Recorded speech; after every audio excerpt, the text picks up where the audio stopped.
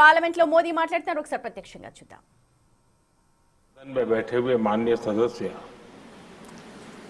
ये उच्च सदन की गरिमा को संभालते हुए आपकी गरिमा का चिंता करेंगे, मर्यादा रखेंगे, ये मैं आपको विश्वास दिलाता हूं.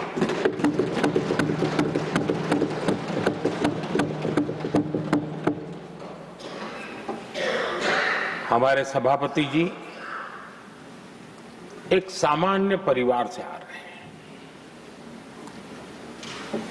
किसान परिवार से निकले हैं और पूरा जीवन समाज सेवा के लिए समर्पित किया है. समाज सेवा ये उनकी निरंतरता रही है. राजनीतिक क्षेत्र उसका एक पहलू रहा है, लेकिन मुख्य धारा समाज सेवा की रही है. समाज के प्रति समर्पित होकर के जितना कुछ अपने युवा काल से लेकर अब तक वो करते आए हैं, करते रहे हैं,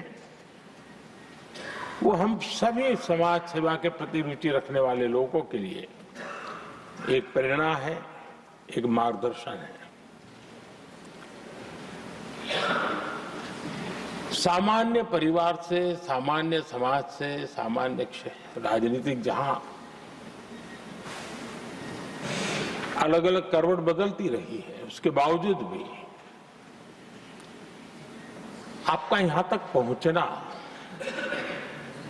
हम सबका मार्गदर्शन प्राप्त होना, ये भारत के लोकतंत्र की सबसे बड़ी ताकत है.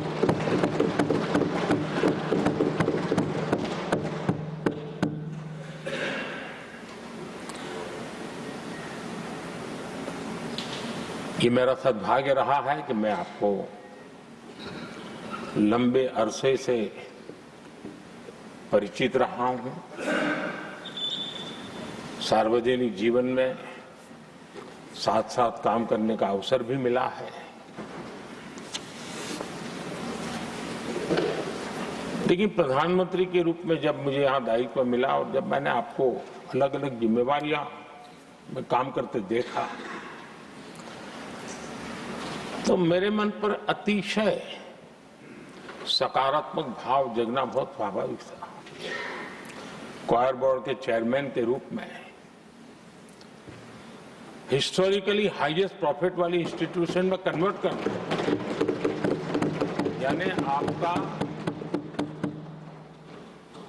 किसी संस्था के प्रति समर्पण हो तो कितना विकास किया जा सकता है और कैसे दुनिया में उसकी एक पहचान बनाई जा सकती है, वो आपने करके दिखाया. आपको भारत के कई क्षेत्रों बहुत कम लोगों को ऐसा अवसर मिलता है. आप झारखंड में, महाराष्ट्र में, तेलंगाना में, पुडुचेरी में राज्यपाल, लेफ्टिनेंट गवर्नर अलग अलग दायित्व संभालते रहे. और मैं देखता था कि झारखंड में तो आदिजाति समाज के बीच जिस प्रकार से आपने अपना नाता बना दिया था, जिस प्रकार से आप छोटे छोटे गांव तक दौरा करते थे, वहां के मुख्यमंत्री बड़े गर्व के साथ इन बातों का जब भी मिलते थे जिक्र करते थे. और कभी कभी वहां के राजनेताओं के लिए भी चिंता होती थी कि हेलीकॉप्टर हो या न हो, इसकी कोई परवाह किए बिना जो गाड़ी है आप चलते रहते थे. रात को छोटे छोटे स्थान पर रुक जाना, ये जो आपने एक अपना सेवा भाव था उसको राज्यपाल के पद पर रहते हुए भी जिस प्रकार से आपने उसको एक नई ऊंचाई दी, इससे हम भली भांति परिचित हैं. मैंने आपको एक कार्यकर्ता के रूप में देखा है, एक सहयोगी के रूप में हम साथ काम किए हैं, सांसद के रूप में देखा है, अलग अलग पदों पर देखते हुए आज यहां पर पहुंचे। लेकिन मैंने एक बात महसूस की है कि आमतौर पर सार्वजनिक जीवन में पद पर पहुंचने के बाद कभी लोग पद का भार अनुभव करते हैं और कभी कभी प्रोटोकॉल में दब जाते हैं। लेकिन मैंने देखा है कि आपको और प्रोटोकॉल का कोई नाता ही नहीं रहा है। आप प्रोटोकॉल के परे रहे। और मैं समझता हूं सार्वजनिक जीवन में प्रोटोकॉल से मुक्त जीवन की एक ताकत होती है और वो ताकत हम हमेशा आप में अनुभव करते रहे हैं और ये हमारे लिए गर्व का विषय है। आदरणीय सभापति जी, आपके व्यक्तित्व में सेवा, समर्पण, संयम, इन सभी बातों से हम भली भांति परिचित हैं। वैसे आपका जन्म तो डॉलर सिटी में हुआ और उसकी एक अपनी पहचान है, लेकिन उसके बावजूद भी आपने अपनी सेवा का क्षेत्र अंत्योदय को चुना। आपने हमेशा एक डॉलर सिटी के भी उस तबके की चिंता की जो दबे, कुचले और कुछ वंचित परिवार थे, उनकी चिंता की। आदरणीय सभापति जी,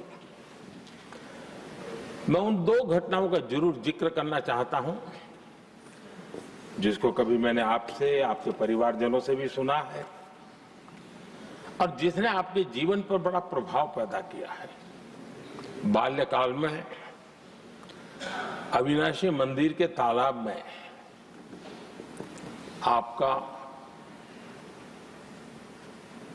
डूबने की संभावनाओं के बीच की अवस्था आपके लिए हमेशा रहा है कि मैं तो डूब रहा था, किसने बचाया, कैसे बचाया पता नहीं, मैं बच गया। और ईश्वर ने कुछ आप पर कृपा की, इस प्रकार का भाव आपके परिवार के लोग हमेशा बताते हैं। और दूसरा जो हम सब बहुत बारीकी से जानते हैं, जब कोयम्बतूर में लाल कृष्ण आडवाणी जी का यात्रा होने वाली थी, उसके कुछ समय पहले एक भयानक बम ब्लास्ट हुआ। शायद 60-70 लोग मारे गए। भयंकर बम ब्लास्ट था और उस समय आप बाल बाल बच गए थे। इन दोनों में जब आप ईश्वरीय शक्ति का संकेत देखते हुए समाज के प्रति अधिक समर्पित भाव से काम करने की जो आपने वजह के रूप में उसको कन्वर्ट किया, ये अपने आप में एक सकारात्मक सोच से बना हुआ जीवन का प्रतिबिंब है। आदरणीय सभापति जी, जो एक बात मैं जानता नहीं था लेकिन अभी मुझे पता चला, आप शायद अभी उपराष्ट्रपति बनने के बाद काशी गए थे और आपका काशी का दौरा था, तो एक सांसद के नाते स्वाभाविक रूप से मेरा मन वहां सब कुछ ठीक ठाक हो रहता है। लेकिन आपने वहां एक बात बताई जो मैंने सुनी, मुझे मेरे लिए नई बात थी। आपने वहां कहा कि आप वैसे तो नॉनवेज के आदी थे, लेकिन जब पहली बार आप काशी गए थे जीवन में और काशी में पूजा वगैरह की, माँ गंगा को आशीर्वाद प्राप्त किया माँ गंगा से, और पता नहीं आपके भीतर एक संकल्प जगा और उस दिन से आपने तय किया कि आप अब नॉनवेज नहीं खाएंगे। अब ये कोई न कोई सात्विक भाव, कोई नॉनवेज खाने वाले बुरे हैं ऐसा मैं नहीं कह रहा हूं, लेकिन आपके मन में काशी की धरती पर विचार आया, तो एक सांसद के नाते मेरे लिए भी एक स्मरण रखने वाली एक घटना के रूप में मैं उसको हमेशा याद रखूंगा। भीतर कोई न कोई आध्यात्मिक भाव जो इस प्रकार की दिशा में ले जाने की प्रेरणा देता है। आदरणीय सभापति जी, छात्र जीवन से आपकी नेतृत्व सामर्थ्य रहा है। आज राष्ट्रीय नेतृत्व की दिशा में आप हम सब का मार्गदर्शन करने के लिए यहाँ विराजमान है। यह हम सब के लिए गर्व का विषय है। आदरणीय सभापति जी, आप लोकतंत्र के रक्षक के रूप में अपनी जवानी में, युवा अवस्था में, जब किसी को भी सरल मार्ग से जाने का मन कर जाता है, आपने वो रास्ता नहीं चुना, आपने संघर्ष का रास्ता चुना। लोकतंत्र पर आए हुए संकट के सामने मुकाबला करने का रास्ता चुना और आपने आपातकाल में एक लोकतंत्र के सिपाही की तरह जिस प्रकार से लड़ाई लड़ी, साधनों की सीमाएं थी, मर्यादाएं थी, लेकिन जज्बा कुछ और ही था। और वह उस क्षेत्र के सभी, उस सब पीढ़ी के नौजवान आज भी इमरजेंसी के खिलाफ की आपकी जो लड़ाई थी, लोकतंत्र के लिए आपका संघर्ष था, उसमें आपने जन जागृति के जो विविध कार्यक्रमों को अपनाया था। लोगों को जिस प्रकार से आप प्रेरित करते थे, वे हमेशा हमेशा के लिए लोकतंत्र प्रेमियों के लिए एक प्रेरणा देने वाली घटना रही। आप एक अच्छे संगठक रहे हैं, मैं भली भांति जानता हूं।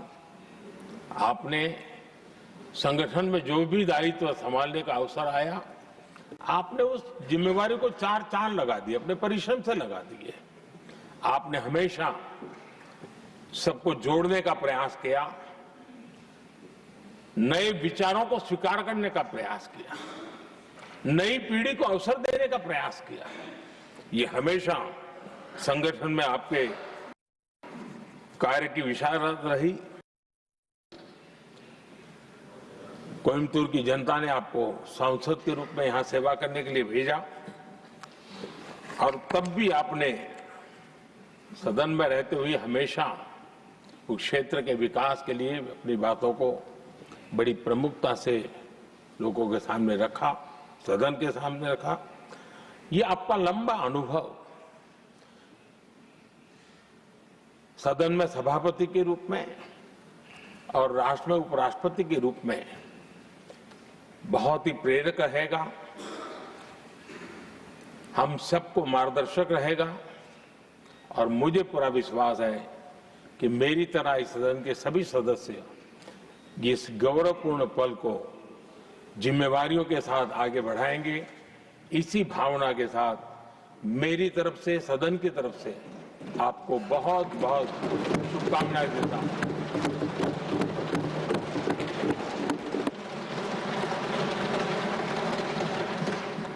Honourable deputy chairman. आदरणीय सभापति जी, वड़क्कम, अभिवादन। यह सुखद संयोग है कि लगभग 7.5 दशकों बाद डॉक्टर सर्वपल्ली राधाकृष्णन जी, जो तमिलनाडु में जन्मे,